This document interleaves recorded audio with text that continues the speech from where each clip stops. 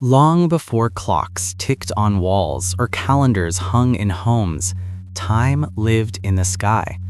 It rose with the sun, whispered through the wind, and vanished into the jungle at dusk. For the ancient Maya, time was not something you chased or wasted. It was something you listened to, something alive, something sacred. Deep in the rainforests of Mesoamerica, where vines strangle forgotten temples and stone cities breathe beneath layers of moss, a civilization once mastered what most of humanity still struggles to understand: how to live in harmony with time itself. This is not the story of a lost people. It is the story of a people who understood the universe differently. The Maya did not measure time to control it. They measured time to honor it. Their cities rose without iron tools.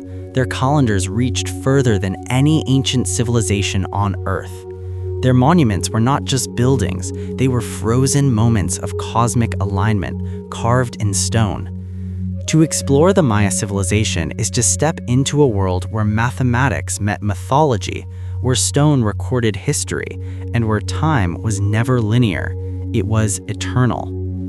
The first Maya communities began as small agricultural villages around 2000 BCE. Corn was not just food, it was life itself.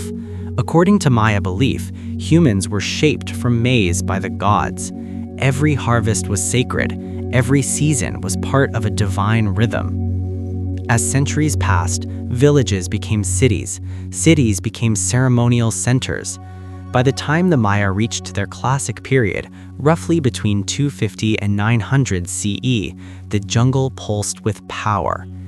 Tikal, Calakmul, Palenque, Copam. Each city was independent, ruled by kings who claimed divine authority. There was no single Maya empire, only a network of rival city-states bound by shared language, beliefs, and an obsession with time. Stone pyramids pierced the sky, not to dominate nature, but to speak with the heavens. The Maya believed the universe had layers: the underworld below, the human world in the middle, and the celestial realm above. Their temples were designed as bridges between these realms. Staircases were symbolic pathways. Doorways framed the rising sun. Shadows were intentional.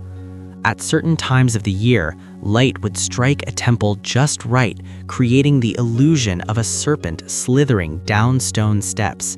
This was not decoration, it was dialogue with the gods, with the cosmos, with time itself. The Maya calendar system remains one of the most complex ever created. They did not rely on a single calendar, but several, layered together like gears in a cosmic machine.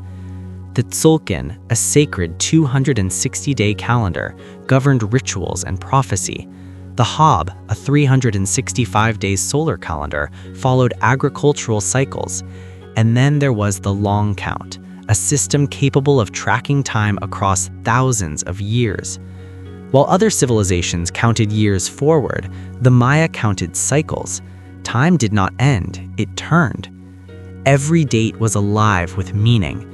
Birthdays carried spiritual destiny. Rulers timed coronations to align with powerful cosmic moments.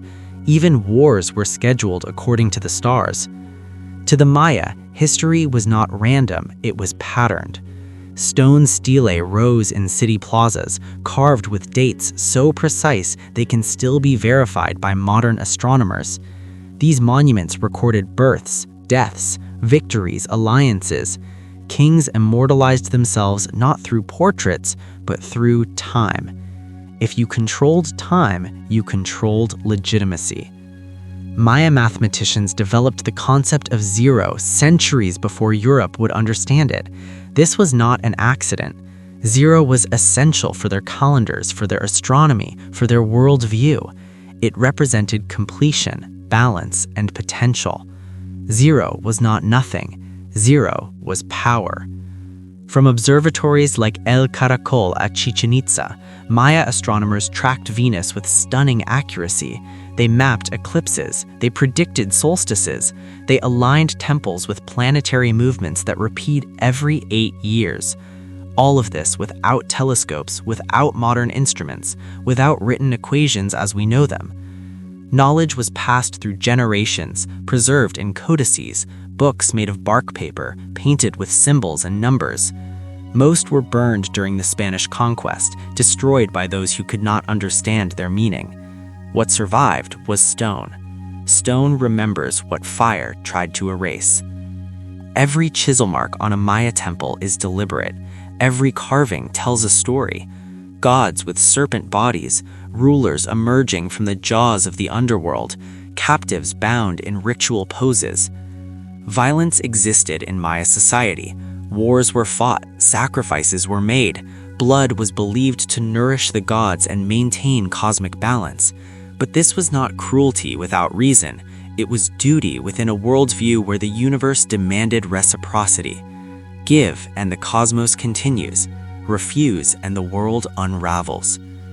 Yet despite their brilliance, Maya cities were eventually abandoned. By the end of the classic period, many great centers fell silent, temples cracked, palaces emptied, jungles reclaimed stone. For centuries, the reason remained a mystery. Modern research suggests no single cause, but a convergence of pressures. Climate change brought prolonged droughts, deforestation strained the land, population growth outpaced resources, political rivalries intensified. The delicate balance between time, nature, and power collapsed. The Maya did not disappear, they adapted. Millions of Maya descendants live today across Mexico, Guatemala, Belize, Honduras, and El Salvador. They speak Maya languages, they practice ancient traditions, they remember. The civilization did not fall, it transformed.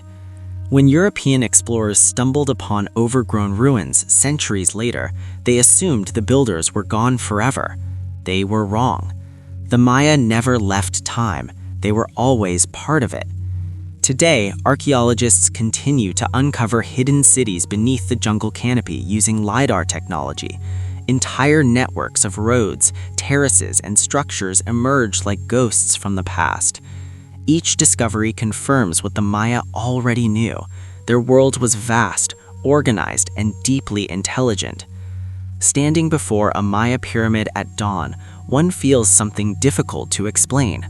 Not fear, not awe alone, but recognition. As if the stone remembers you, as if time folds inward. The Maya remind us that progress is not always forward, that mastery does not always mean control, that understanding time might require listening, not measuring. In a world obsessed with speed, the Maya whisper patience. In a world afraid of endings, they teach cycles. In a world built to last moments, they built to last millennia. Stone by stone, day by day, cycle by cycle. The mastery of time and stone was never about dominance, it was about balance.